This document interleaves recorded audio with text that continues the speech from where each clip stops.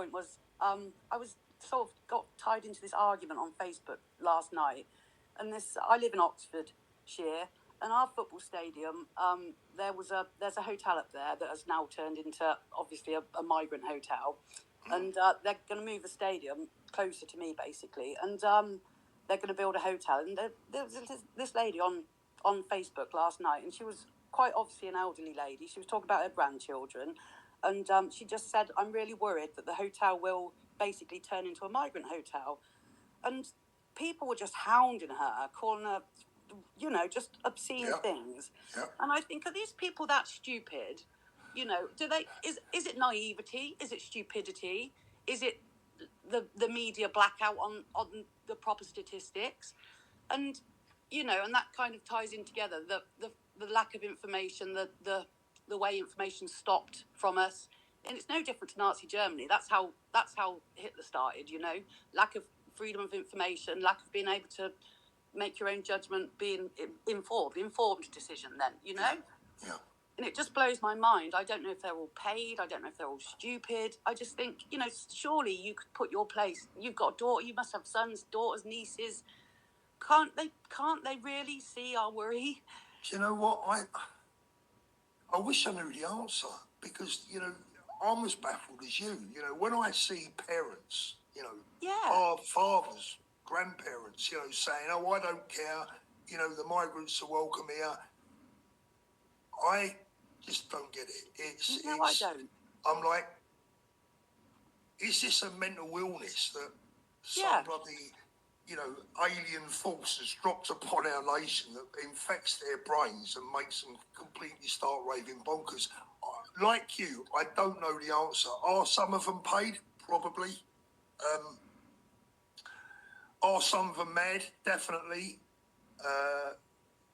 I just don't know. I mean, you'd like to put it down to, paid agitators or whatever, but unfortunately, there are too many of them for it to be that. Yeah.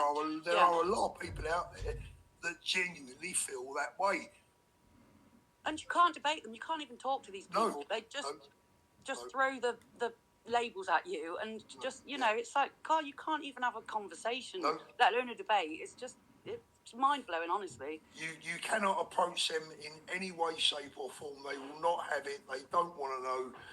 And I just am absolutely baffled as to why these people can protect or are willing to protect invaders to our country over the safety of the kids.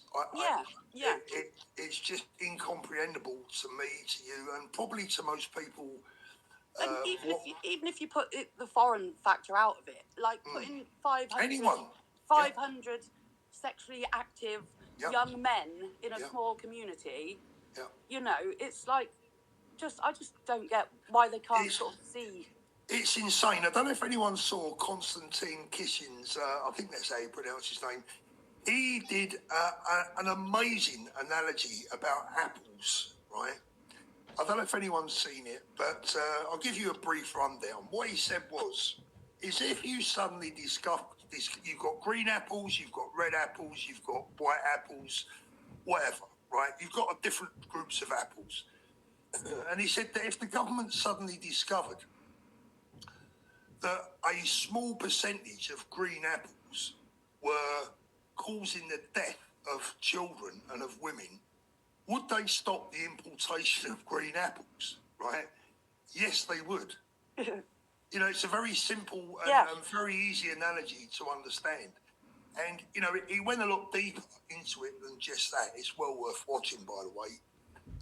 He's good stuff, It's insanity. It's insanity that has just basically left the whole country in a position of confusion and anger. Yeah. I just worry that it's gone too far. Like, can we come back from the shit show? I've got kids, young, it's just fine.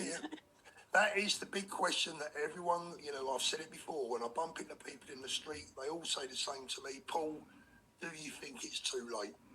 And they're asking me, hoping that I can give them an answer. The truth of the matter is... Yeah. Who knows? Brilliant call. Thank you so much for coming in. Thanks, really Paul. Appreciate it. Have a great week. All the best. Thank you. Bye-bye. Bye-bye.